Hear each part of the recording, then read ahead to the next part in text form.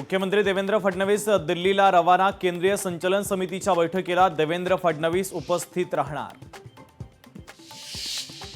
पुण्यामध्ये भाजपला धक्का। स्वीकृत नगरसेवकपदी संधी दिलेले 2 जण अपात्र। प्रियंका शेंगडे आणि जय प्रकाश पुरोहित यांचे अर्ज बाद। कागदपत्र अपूर्ण असल्याने अपात्र। सांगली जिल्हा परिषदेवर महाविकास आघाडीची सत्ता। शहराध्यक्ष शरद पवारांच्या राष्ट्रवादीच्या संगीता पाटील यांची निवड तर उपाध्यक्षपदी वृषिकेश लाड यांची वर्णी। केडीएमसी मध्ये कचरा कोंडी। वेतन थकीत म्हणून सुमित कंपनीच्या कामगारांचं काम बंद आंदोलन। आश्वासनानंतर माघार पण पगार नाही तर गाड्या नाही असा दिला इशारा।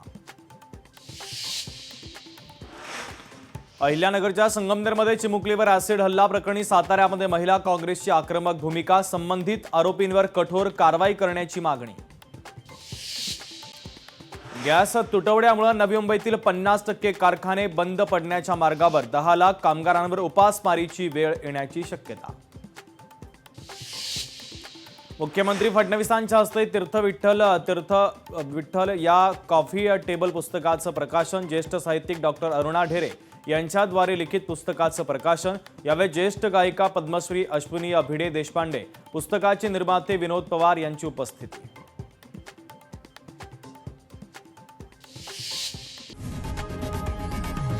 लोकशाही मराठी ऐका, पहा, जागरूक रहा।